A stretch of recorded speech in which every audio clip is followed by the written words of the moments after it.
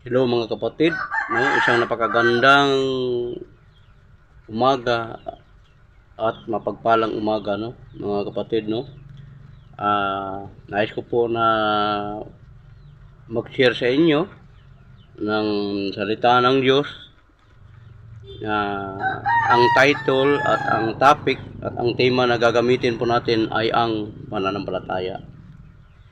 Kaya nga po sa umagang ito mga kapatid, na ayon po sa Romans 15 verse 13, ang pagkasabi diyan, nawa ang Diyos na nagbibigay sa atin ng pag-asa, ang siyang ring magbigay sa inyo ng buong kagalakan at kapayapaan dahil sa inyong pananampalataya sa Kanya, para patuloy na lumago ang inyong pag-asa sa pamamagitan ng banal na Espiritu. Ayun po sa mga nakakilala na, sa mga naniniwala at sumasampalataya na sa ating Panginoong Diyos, ito po ang encouragement na para sa atin. Nasabi po na sa Romans chapter 15 verse 13, sabi po ni Apostol Pablo diyan, nawa ang Diyos na nagbibigay sa atin ng pag-asa, ang siya ring magbigay sa inyo ng buong kagalakan at kapayapaan dahil sa inyong pananampalataya sa Kanya, para patuloy na lumago ang inyong pag-asa sa pamamagitan ng banal na Espiritu. Yun nga po mga kapatid, no? Sa pamamagitan po ng ating pananampalataya, na magkakaroon tayo ng kagalakan at kapayapaan, at magkaroon tayo ng pag-asa at lumago sa ating pamumuhay o sa paglilingkod sa Panginoon sa pamamagitan ng Kanyang banal na Espiritu, no? Kaya nga po mga kapatid, sa umagang ito, yun nga ang dadalhin po natin. Ang title at ang tema at ang topic natin ay ang pananampalataya. At ang teksto po natin, makikita po natin na yan sa Hebreo chapter 11, no? Hebreo chapter 11 verse 1 hanggang 11 po yan, pero atin pong himay-himayin, no? Himayin po natin hanggang sa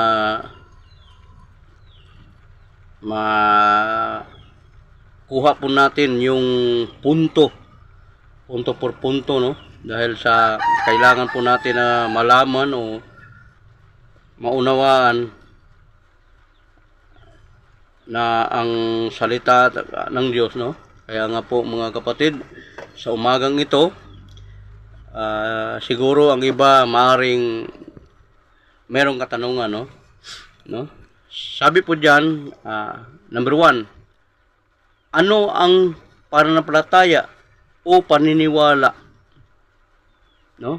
Ano ang pananampalataya at paniniwala? Number 1, ang paniniwala, ang sumasampalataya ay meron tayong paniniwala at umaasa sa mga bagay na hindi nakikita. Ayon po yan sa Hebreo 11:1, sabi dito, ang pananampalataya ay may katiyakan na matatanggap natin ang mga bagay na inaasahan natin, at ito ay ang pagiging sigurado sa mga bagay na hindi natin nakikita. Yun po ang pananampalataya, no?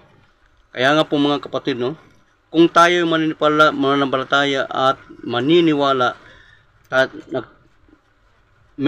magkakaroon tayo ng pag-asa o katiyakan sa mga bagay na ating inaasahan, at ito'y matatanggap natin, ang mga bagay na hindi makikita, no? Kaya nga po meron pong, no, ang ilustrasyon po natin ay meron pong circus, ama at saka anak.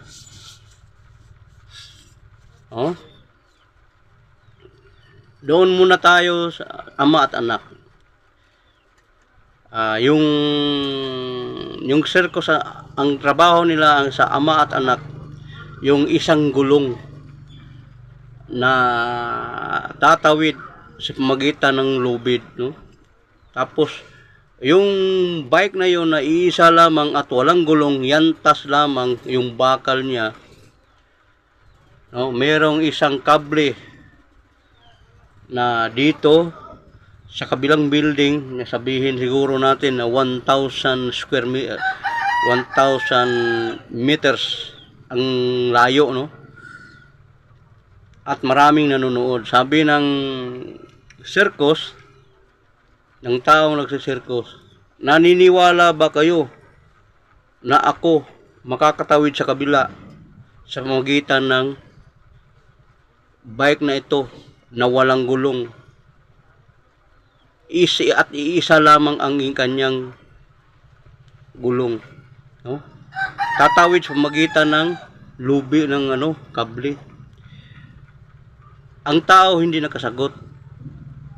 Naniniwala ba kayo na makatawid ako doon sa kabila? Walang nakasagot na tao. Hindi sila naniniwala, no? Nung ginawa na ng isang circus, yun nga, binaybay na niya, no? Tumawid na siya. Sa diretsyo na pagkasalita, nakatawid siya sa kabilang building sa pamamagitan ng bike na walang gulong, yantas lamang at iisang upuan. Ngayon, nagsabi siya ulit, naniniwala ba kayo na makabalik ako doon sa pinanggalingan ko? Makatawid ba ako? Ayun, doon na sumagot ang mga tao. Oo, naniwala na kami. Naniniwala na sila sapagkat nakita nila, nakatawid na sila sa kabila. Siya sa kabila. Ganyan din ang buhay ng isang tao. To see is to believe. Bago sila maniwala kung makita nila, no? At ngayon, yun nga, sa diretsyo na pagkasalita, ang yung circus, yun nakabalik sa kabila, nakatawid. At ang mga tao naghiyawan na, naniniwala na sila, no? Nung unang sabi niya, wala pang naniwala. Nung nakatawid na siya sa kabila, pangalawang sabi niya, naniwala na sila, sumampalataya na sila, meron na silang pananampalataya at paniniwala. At pangatlo, nagsabi na naman ang circus, maniniwala ba kayo na makatawid ako doon? Pero yun, andun na, meron na siyang anak, saklay-saklay niyang anak, nakababa na sa kanyang likod. Naniwala ba kayo na makatawid kami doon kasama ng anak ko doon sa kabila? Ang mga tao hindi naniniwala. Anong sabi nila? Maniniwala lang kami kung makatawid na kayo doon. Yun di ba? Doon na. To see is to believe. Yun nga, ginawa ng circus kasama ang kanyang anak. Nandito sa kanyang balikat. Nakatungtong yung anak niya. Yun, nakatawid na sila. Nung nakatawid na sila at nagsabi na naman ulit ang ama na circus, maniniwala ba kayo na kami makatawid ulit doon, makabalik doon sa pinanggalingan namin? Naghiyawan ng mga tao, sabi, naniniwala na kami. Kasama pa rin anak niya. Ayun. Ang pinakapunto lang dyan, mga kapatid, ganyan ang ugali ng karamihan ng mga tao. To see is to believe.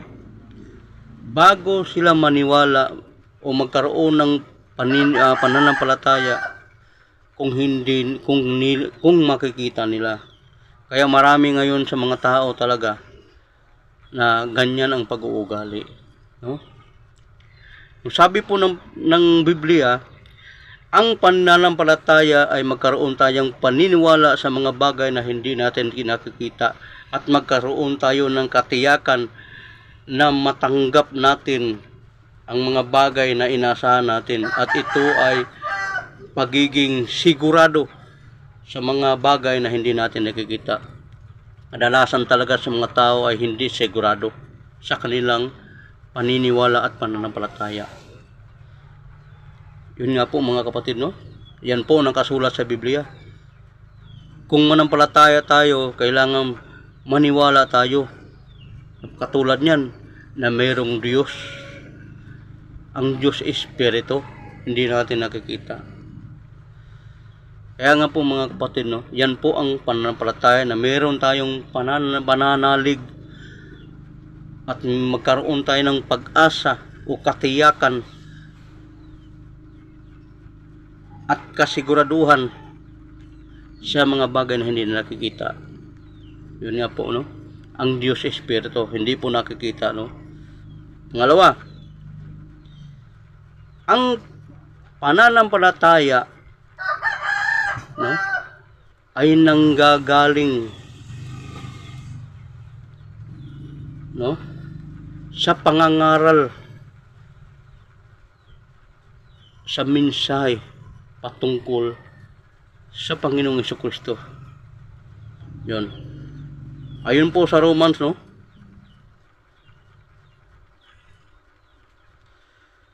Balik po tayo sa Romans. Ayun po sa Romans 10:17.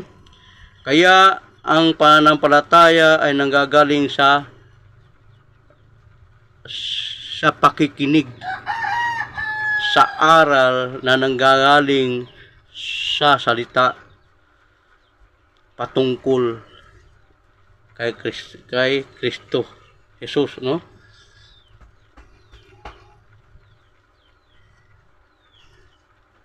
Yun nga po, no, mga kapatid, yan po ang paniniwala. Hindi po tayo magkakaroon ng paniniwala kung walang nangangaral sa salita ng Diyos. Kaya karamihan po sa ibang mga tao ngayon ay wala po silang paniniwala at pananampalataya sa totoo at tunay na Diyos, no, at Panginoong Jesucristo, no. Ang kanila ay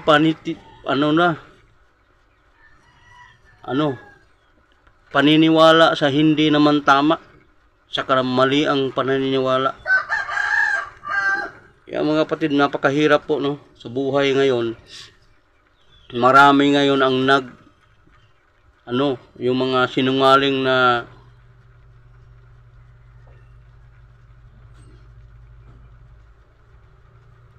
nanguuto ng mga tao na hindi naman totoo, no?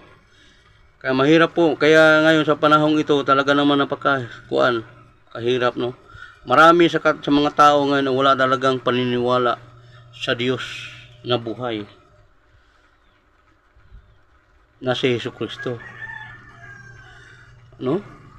Kagaya ng sinabi ko sa ilustrasyon kanina, ang tao is to believe, to see is to believe, no. Ganyan ang ugali ng karamihan ng mga tao, kaya wala talaga silang katiyakan, wala silang pag-asa, hindi nila nalaman, hindi nila alam ang katotohanan, no. Basahin po natin sa Romans 10, chapter 10, verse 17. Ang sabi po dito,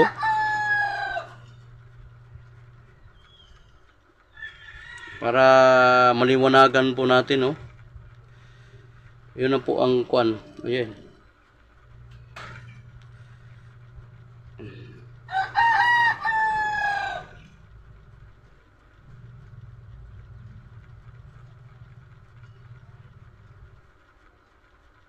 Yan po.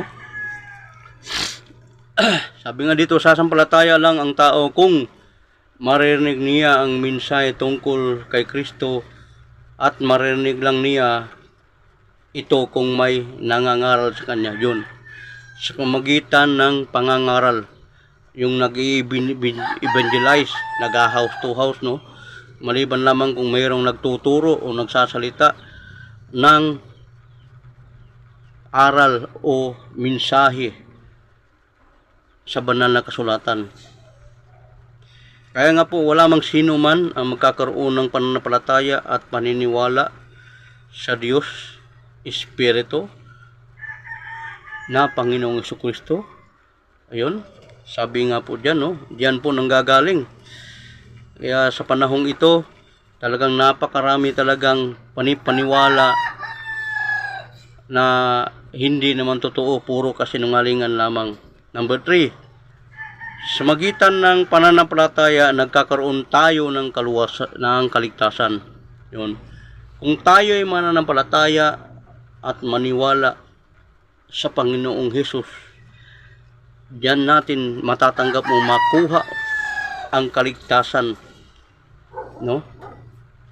Sapagkat ang mundong ito hindi po nakakatiyak, sabi po diyan, walang nakakatiyak, walang nakakaalam sa kaligtasan. Pero ngayon, sa magitan ng iyong pananampalataya sa Panginoong Jesucristo, paniniwala nimo, magkakaroon ka ng kaligtasan, no? Efeso 2, no? Sabi diyan sa Efeso, maliwanag po yan, no?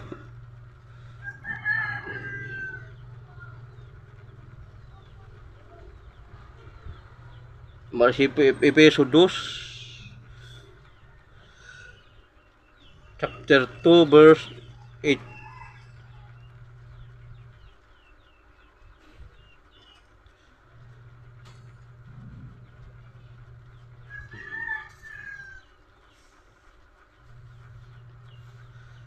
Sabi dyan,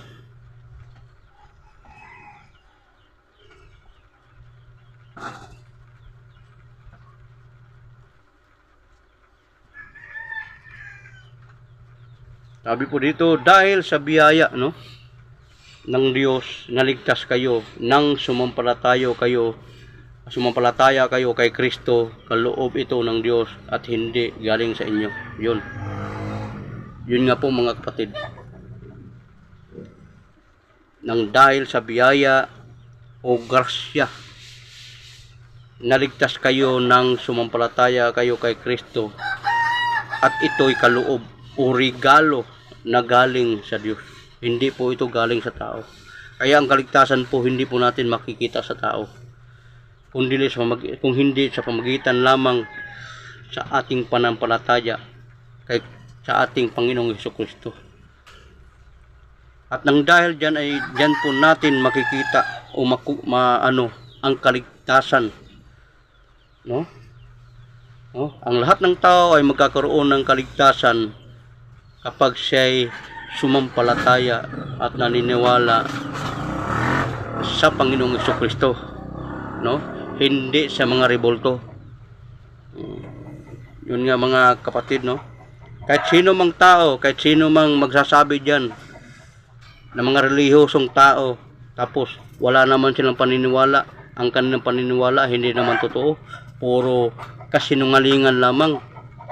Hindi sila nagtuturo, wala sa kanila ang katotohanan.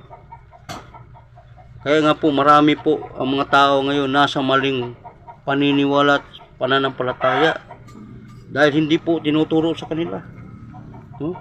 Dito natin marami po akong na-encounter na tao nasa malaking grupo na relihiyoso. Nung tinanong ko sila, nakakatiyak ka ba? Sigurado ka ba na maliligtas ka ng iyong sinalinan na relihiyon?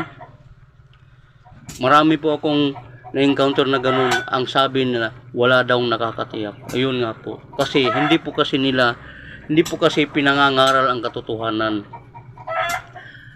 Hindi kasi sinabi sa kanila ang katotohanan na ang kaligtasan matatagpuan lamang kung tanggapin mo at sampalatayanan mo, paniniwalaan mo si Jesus.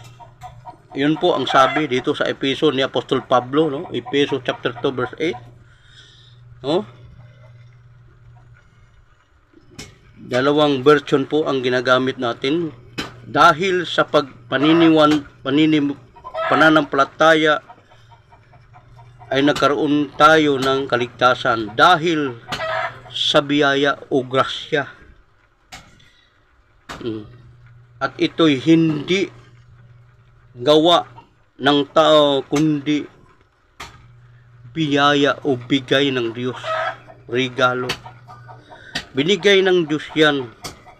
Pero marami ang hindi naniniwala at tumanggap sa Panginoong Jesucristo.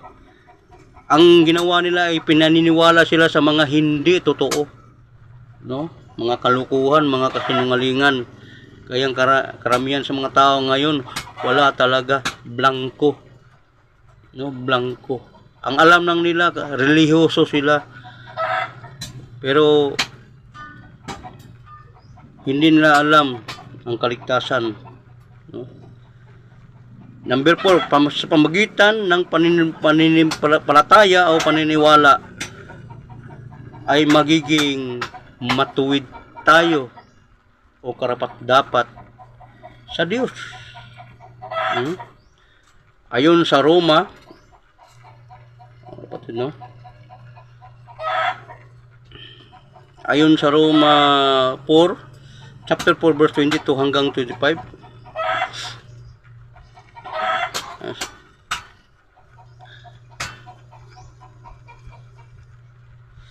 Ayon dito sa isang version, kaya si Abraham naging matuwid sa Diyos dahil sa kanyang pananampalataya. Ang salitang matuwid, minatuwid siya, naging matuwid siya, hindi sinulat lang para sa kanya. Kung hindi isinulat kini para din sa atin, at magiging matuwid tayo sa harapan ng Diyos sa pamagitan ng ating pananampalataya. Na pamagitan ng ating pananampalataya na ang Panginoong Jesucristo nabuhay muli, no? Na ating Panginoon. 25, ibinigay siya upang patayin dahil sa ating mga kasalanan, at binuhay siya upang gawin tayong matuwid. Oh? Yun nga po mga kapatid, sa magitan ng pananampalataya natin sa ating Panginoong Kristo na siya'y namatay at muling nabuhay, ay magiging matuwid tayo sa harapan ng Diyos. Wala mang sino mang tao na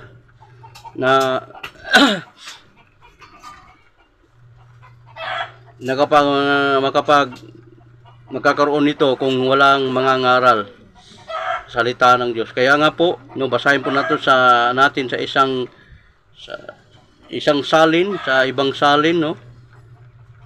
Yun po kanina, Bisaya po yung isinalin ko lang po sa Tagalog. Bisaya po nakasulat dito, sapagkat ako po ay Bisaya, pero pinangangaral ko po na Tagalog kasi iyan po ang pinaka-nationality sa lahat, Tagalog, no. Kahit anong salita mo, ikaw ba ay Waray, ikaw ba ay Ilonggo, Iligaynon, Raya, lahat ng wika ng Pilipinas sa magitan ng Tagalog ay makakaunawa, no. Sabagay, yung mga nakakaunawa na, no, meron din namang talagang hindi nakakaunawa ng salita ng Diyos, pero ito po ang pinaka-nationality, Tagalog speaking, no. Sabi po diyan dito sa ibang salin, sa Roman 4:22 hanggang 25. Sabi niya, kaya nga itinuring ng Diyos na matuwid si Abraham dahil sa kanyang pananampalataya. Ayun na po yun, no. 23, pero ang katagang itinuring na matuwid ay hindi lamang para kay Abraham, no. 23, kundi para rin sa atin, tayo rin ay itinuring ng Diyos na matuwid kung sumampalataya tayo sa Kanya na muling bumuhay sa ating Panginoong Hesus. 24 na po yan, 25 pala, pinatay si Jesus dahil sa ating mga kasalanan at muling binuhay para tayo ay maituring na matuwid. Yun nga po. Yan nga po, marami po ang mga tao na hindi alam, hindi nagiging matuwid sa harapan ng Diyos, sapagkat yun nga po, wala po silang pananampalataya, paniniwala na si Jesus ay namatay at muling binuhay ng Diyos. Yung mga naniwala sa Kanya ay saka na magkaroon ng matuwid sa harapan ng Diyos. Sapagkat lahat po ng tao ay hindi po patuwid, makasalanan po yan at nakasulat po yan pa rin yan sa dito sa Biblia, no? Na ang lahat ng tao ay nagkasala nga. Hindi po ano yan, wala akong kasalanan, hindi po. Kung sino mang tao na nagsasabi na wala siyang kasalanan ay sinungaling po, no? Wala sa kanya ang katotohanan. Siya po ay sinungaling. Kaya nga po mga kapatid, sa umagang ito, no? Yan po sa pamagitan ng ating pananampalataya, paniniwala sa Panginoong Jesucristo na siya ay namatay at muling nabuhay, no? Tayo po ay nagiging matuwid at magiging matuwid sa harapan ng Diyos, no? Yan po.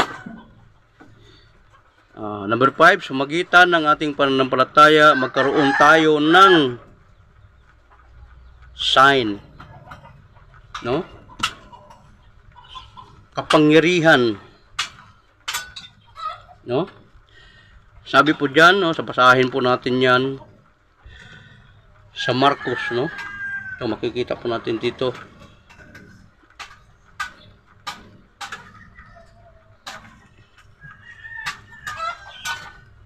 Marcos, sabi diyan sa Marcos chapter 16 verse 17 to 18.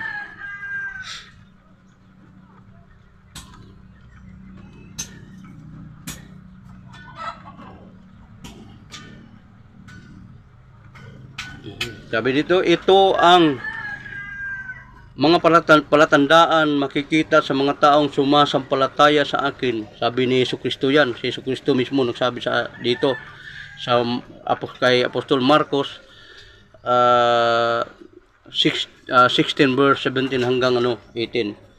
Ito ang mga palatandaang makikita sa mga taong sumasampalataya sa akin sa pamamagitan ng aking kapangyarihan.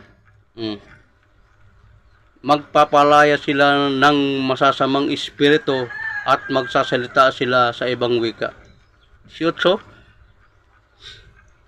Kung dumampot man sila ng mga ahas at makainom ng anumang lason ay hindi sila mapapahamak. At gagaling ang mga may sakit na papatungan nila ng kanilang mga kamay. Ito po ang palatandaan o sign sa mga maniniwala o sasampalataya sa Panginoong Hesus. No, magkakaroon po tayo ng kapangyarihan na magpalayas ng demonyo o masamang espiritu. Demonyo po yan. Satanas po yan, no? At makapagpapagaling tayo ng may mga klase-klaseng sakit. Ipapatong lamang sa pangalan ni Jesus, gagaling, no? Yun po ang magiging palatandaan sa mga tao na sasampalataya at maniniwala kay Kristo Jesus, no? Number 6, sa pamamagitan ng ating pananampalataya,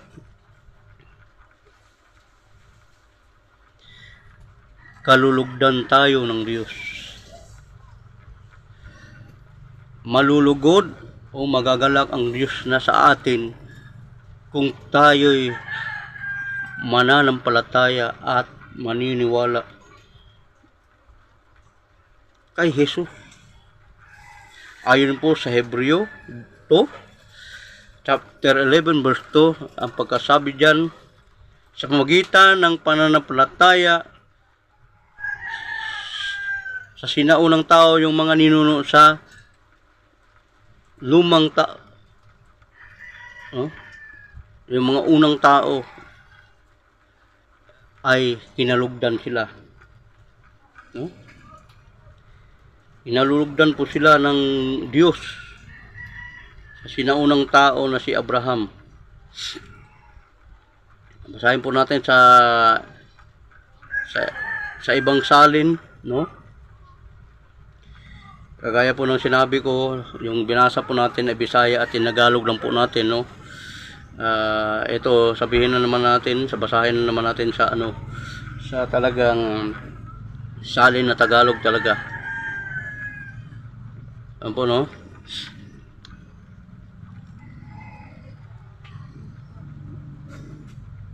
Mahirap maghanap. Ayun na po mga kapatid, no? Sinisikap po natin na makita agad. Ayun.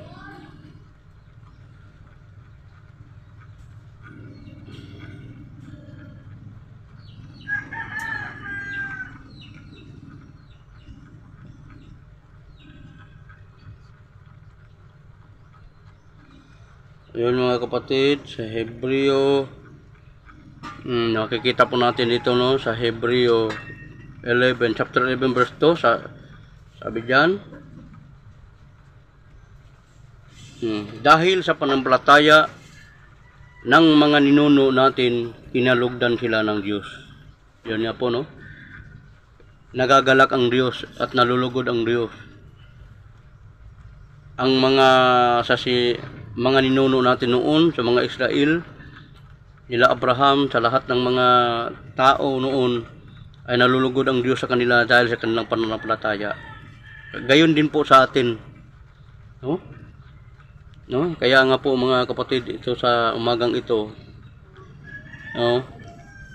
At sa magitan din, no, ang ating pananampalataya ay talaga naman malulugod ang Diyos natin, at sigurado tayo na magkakaroon tayo o maligtas tayo pagkatapos sa mundong ito. Ang ating kaluluwa ay sigurado talaga mapunta sa Kanya. Yun nga mga kapatid, sa umagang ito, so kailangan po na wala pong ibang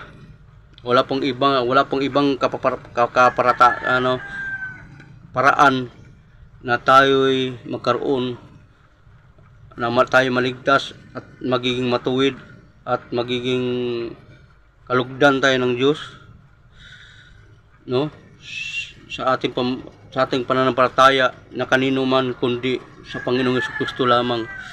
Kaya nga kahit anong denominasyon mo o sikta ng iyong sinalian, kahit saan ka man, no, wala po ang katotohanan diyan, no. Yung mga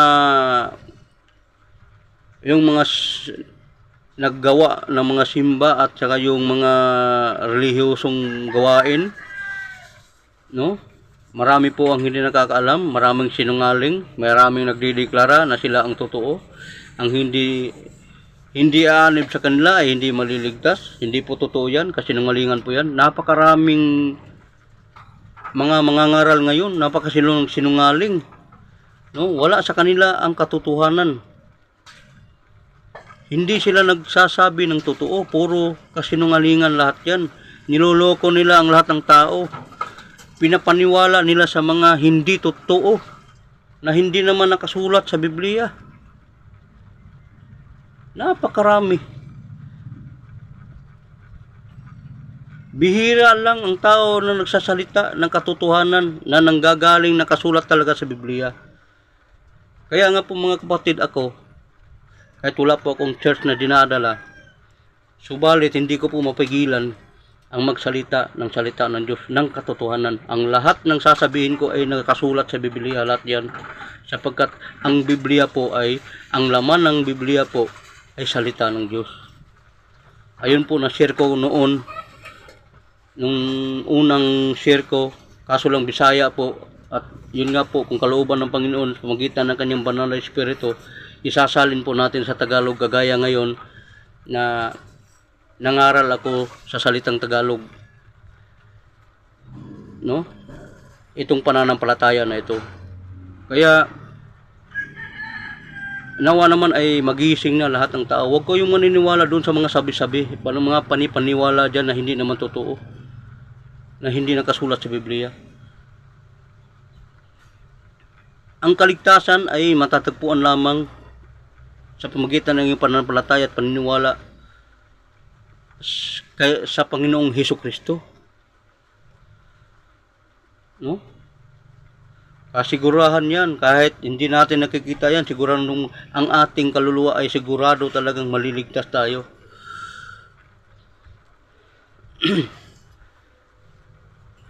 Ang sino mang tao na nagsasabi na si Jesus ay hindi Kristo, mga antikristo po yan, hindi po yan totoo. Pag sinabing Antikristo po, hindi po yan sa Diyos, kundi kay Satanas po yan. Sa Bisaya, sayawa. At marami talagang naniniwala sa mga ganyan. Mga maling paniniwala. Hindi sila naniniwala sa hindi nakikita. Naniniwala sila sa nakikita. Kaya ginawa ng kamay ay siyang pinaniniwalaan nila. Gawa ng kamay. Sa halip na ang gumawa,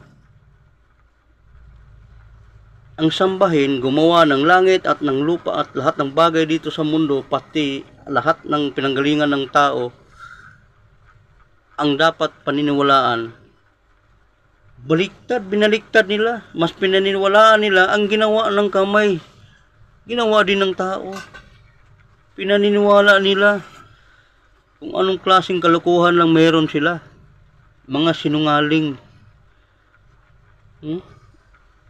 Nagpapaniwala na sila lingkod ng Diyos, pero mga sinungaling pala. Mga kampon ng Diablo. Maraming tao sa ngayon nasa maling paniniwala at pananampalataya. Sa halip maniwala sila sa gumawa ng langit at ng lupa at lahat ng bagay pati ng tao, ay naniwala tuloy sila sa ginawa ng kamay. Marami ngayon naniniwala sila sa mga kuro-kuro at saka haka-haka sa salita ng mga tao, ng mga sinungaling.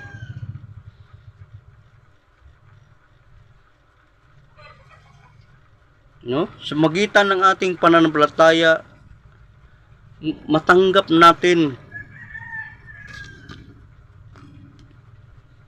Sabi diyan, sa pamagitan din ng ating pananampalataya sa Panginoong Kristo, kahit ano ang hilingin natin sa pamagitan ng pananalangin, ay matatanggap nga natin yan.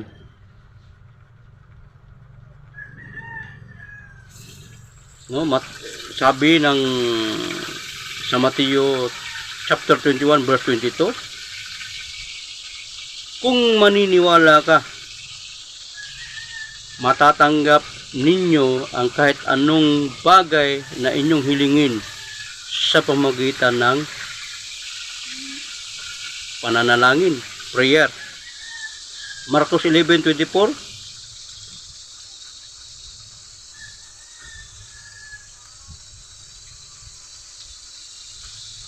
Dahil nito, ang sinasabi ko sa inyo, kung mananalangin kayo o humingi ng mga bagay, paniniwalaan ninyo, sampalatayaan na ito na natanggap ninyo at matatanggap nga ninyo ito. Ayun po ang sabi,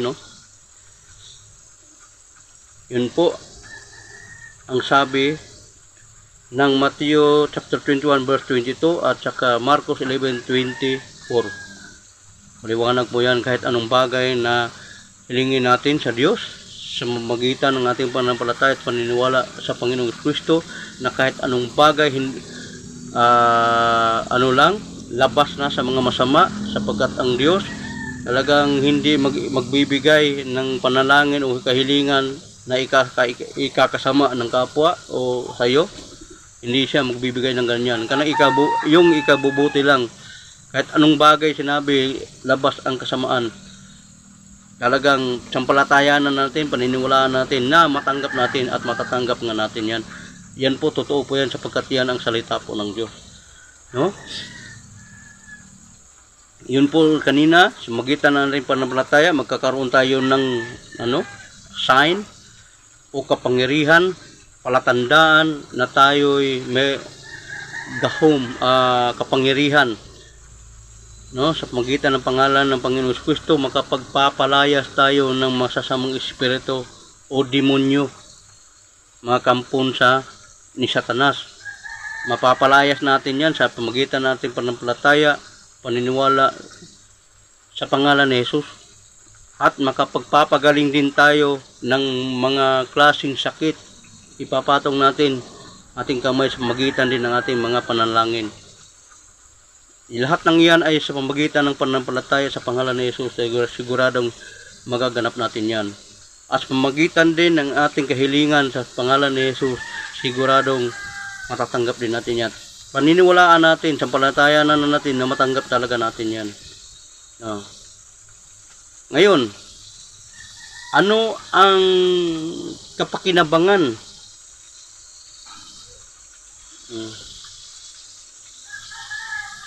sa ating pananampalataya? Mga kapatid, no? Dito na naman po tayo.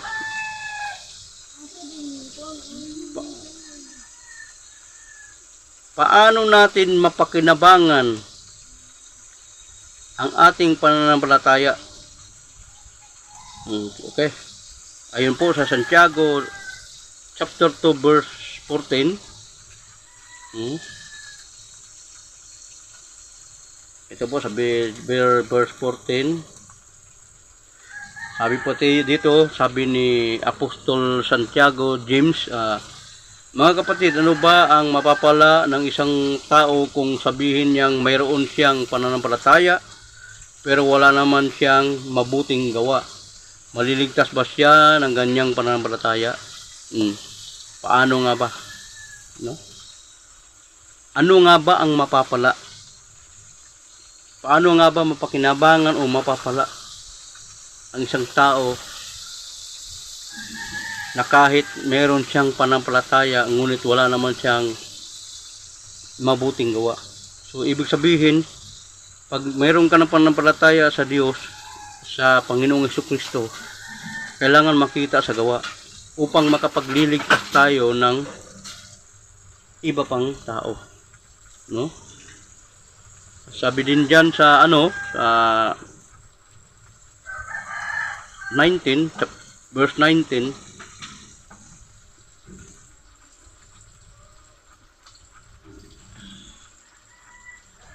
yun nga po mga kapatid, no? Kung naniniwala tayo, meron tayong paniniwala na mayroong iisang Diyos. Tama yan. Kailangan talaga na maniwala tayo na may iisang Diyos.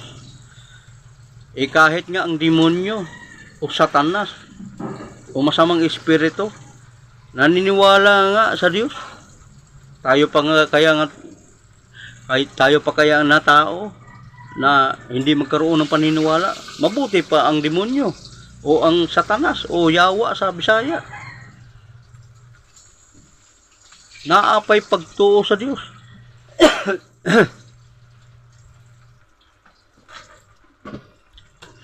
Kalabanan sa mga tao, walay pagtuo. Nagtuo sila nga adunay Diyos pero wala naman sila buhat nga maayo. Basahin natin sa naniniwala ka na may Diyos, na may iisang Diyos? Yun, ito ang sinabi ko. Mabuti yan. Mabuti yan. Pero kahit ang masasamang espiritu man ay naniniwala rin at nanginginig sa takot. Buti pa ang demonyo o yawa naniniwala na may Diyos.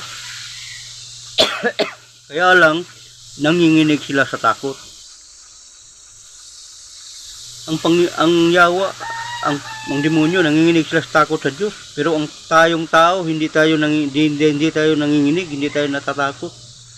Karamihan sa mga tao hindi natatakot. Kaya wala silang paniniwala at pananampalataya. No? At sabi din diyan sa sa 20,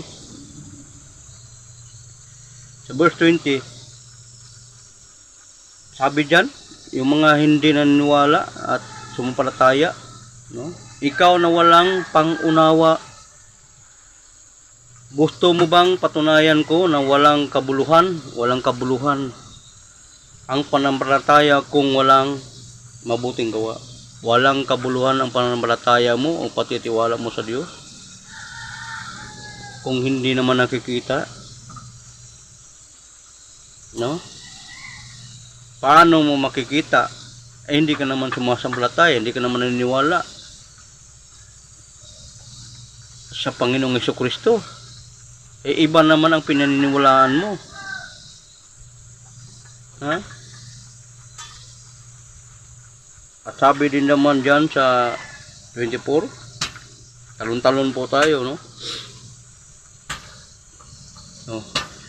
Dito ninyo makikita na itinuturing na matuwid ng Diyos ang tao dahil sa mabuti nitong gawa at hindi dahil sa pananampalataya lamang. Dito rin po natin makikita paano naman na mapapatunayan na ikaw nga ay sumasampalataya sa Diyos. Ang Diyos banal, ang Diyos matuwid, no? Kung tayo sumasampalataya dahil ang Diyos matuwid, kailangan makita din sa atin yung mga matuwid na gawain, makita sa mga gawa natin. Maganda yun. Kaya nga mga kapatid, no? Kung meron tayong paniniwala at pananampalataya sa ating buhay na Diyos, sa Panginoong Jesucristo, dahil ang Diyos banal, dahil ang Diyos matuwid, kailangan makita din sa atin ito sa pamagitan ng ating gawa, mga gawa.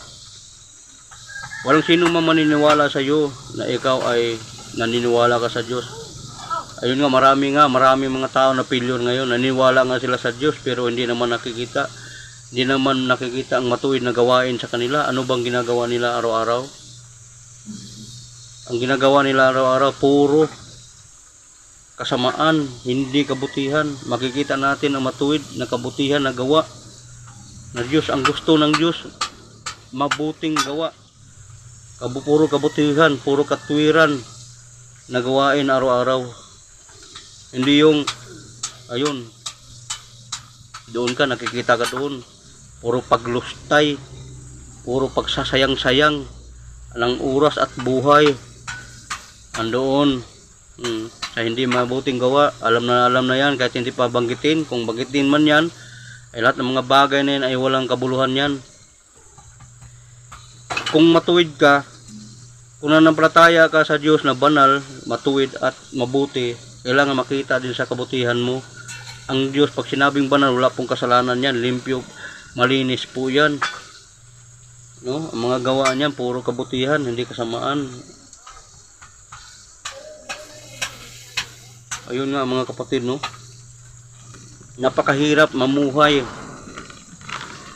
ng magiging isang mabuting tao o matuwid na tao sa harapan ng maraming tao na ang halos lahat ng tao ngayon ay masama. Andyan lahat ng mga masarap. Ang masarap na ikinalulungkot na hindi kalugod-lugod sa harapan ng Diyos, na hindi kaya-aya,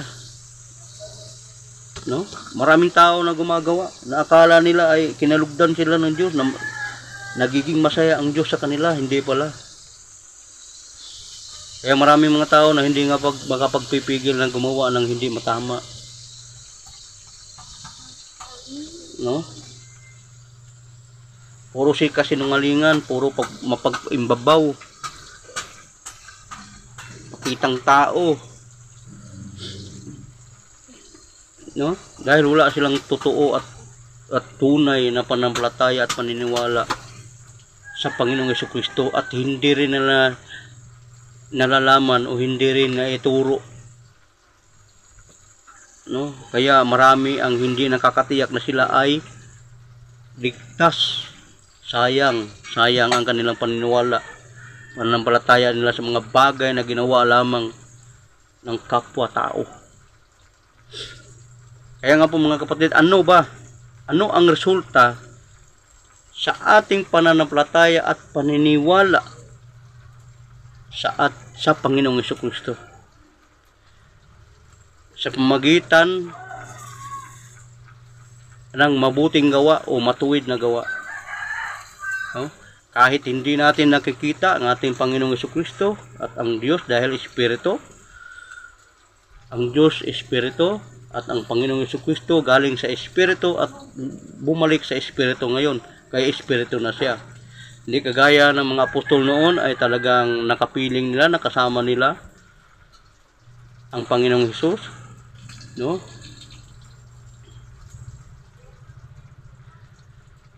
Ano nga ba? Sabi po, meron pong tatlo tayo.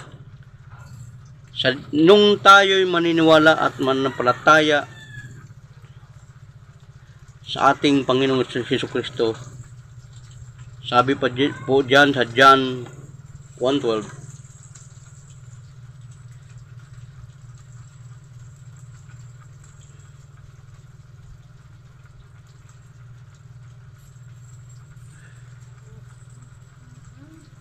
no?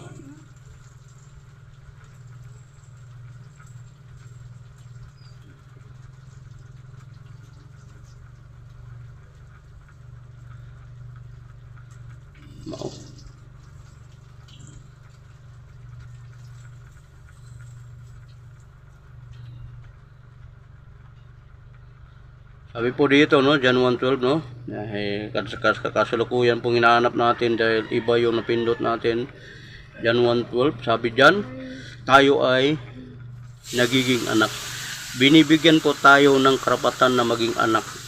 Nung tumanggap, sumampalataya at naniniwala sa Panginoong Jesucristo ay binibigyan po tayo ng kaparapatan na maging anak ng Diyos. So malinaw po ang sinasabi po sa Biblia na ang sino mang nanampalataya at naniniwala sa Panginoong Jesucristo ay talagang tatanggapin natin na tayo ay nagiging anak ng Diyos. So pag sinabing nagiging anak ng Diyos, dahil ang Diyos banal, ay kailangan makita din sa atin yung kabutihan, ang katuwiran, no? Dito po dyan, ngunit ang lahat ng tumanggap at sumampalataya sa Kanya ay binigyan niya ng karapatan maging anak ng Diyos. Purihin ang Panginoong Jesucristo, no? Ang sino mang tumanggap at sumampalataya at naniniwala sa Panginoong Jesucristo ay tayo ay naging anak na ng Diyos. Maliwanag po ang sinabi ng Biblia. Number 2, ang resulta sa ating pananiwala at pananampalataya sa ating Panginoong Jesucristo ay tayo ay kinalulugdan ng Diyos. Kalulugdan tayo ng Diyos ayon po sa Hebreo 11 chapter 11 verse 2, no? Nung sinaunang tao po ay kinalulugdan ng Diyos, gayon din po sa atin kalulugdan tayo ng Diyos kung tayo maniniwala at sumampalataya kang Jesus, no? Number 3, magiging mapalad din tayo sa ating paniniwala at pananampalataya na may kasamang gawa. Magiging mapalad tayo. Hindi katulad ni Filipe, no? Katulad ni Filipe na talagang nagdadalawang isip siya nung sinabihan siya ng kanyang kasama niyang mga apostol na ang Panginoong Jesucristo ay nabuhay muli, no? Nagdadalawang isip siya na sabi sa isip niya, maliban lamang na makita ko ang kanyang mga sugat sa daan ng pako at saka yung sa tagiliran niya, saka na siya maniniwala, no? Kita mo yan na yan na ang laging tinuturo, sinasabi ng Panginoong Jesucristo sa kanya, ay hindi pa siya, na siya talagang mamatay talaga siya para sa kaligtasan ng lahat, upang magkaroon ng kapatawaran ang lahat ng may kasalanan sa magitan ng paniniwala at pagtanggap niya. Yun nga, nung namatay siya at ikatlong araw ay nabuhay siya. Sabihan siya ng kanyang mga kasama na nabuhay ang Panginoon, hindi siya naniniwala. Nagdadalawang isip siya. Sabi sa isip niya, Kung maliban lamang kung makita ko ang Panginoon, ang mga sugat sa kamay at paa at yung sa tagiliran niya, ayun nga. At ano nga ba ang sabi ng Panginoon mismo sa kanya? No? Sabi diyan sa chapter 20 verse 29, sabi ng Panginoong Jesucristo sa kanyang walang pananampalataya, no? Paniniwala, no?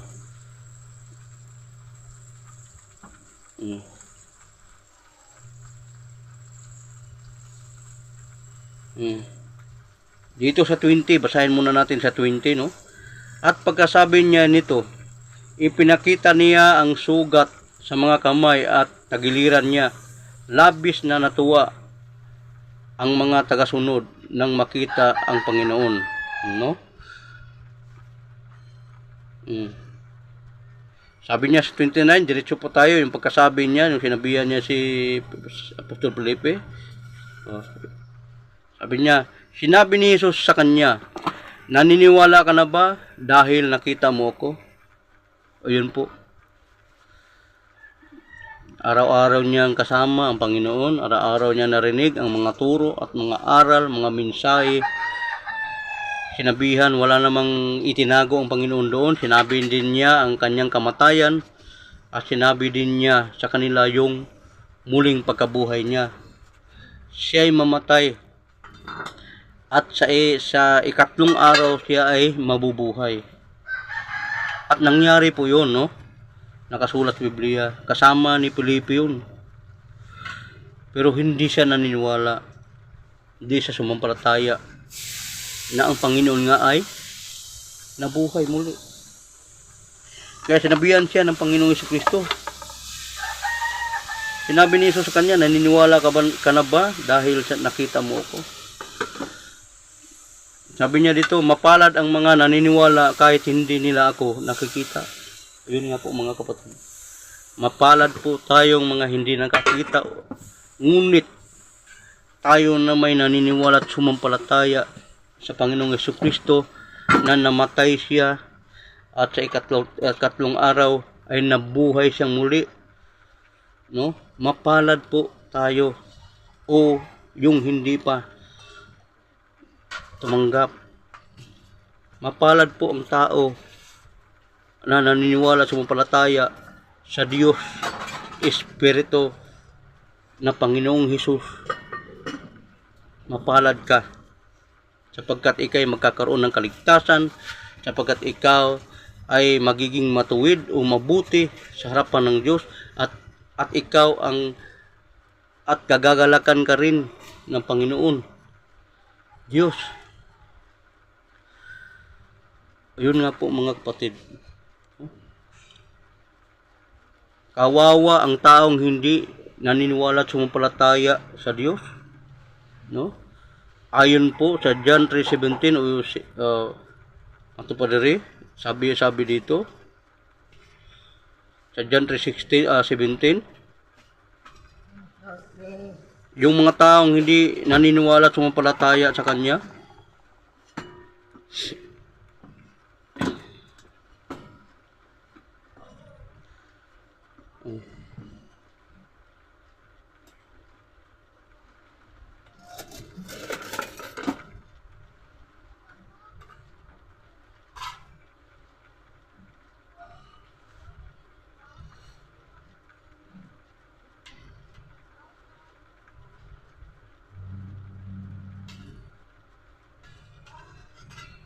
ito no sa 18 pala, ang sumasampalataya sa kanya ay hindi hahatulan sa katapusan, ngunit ang hindi sumasampalataya ay hinahatulan na dahil hindi siya sumampalataya sa kaisa-isang anak ng Diyos, si Jesucristo po ito.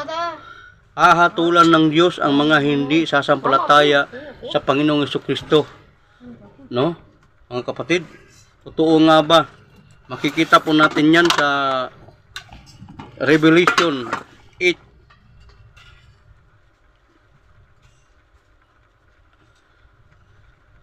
Sabi po dito sa Apokalipsis po, no? Sa Apokalipsis, Revelation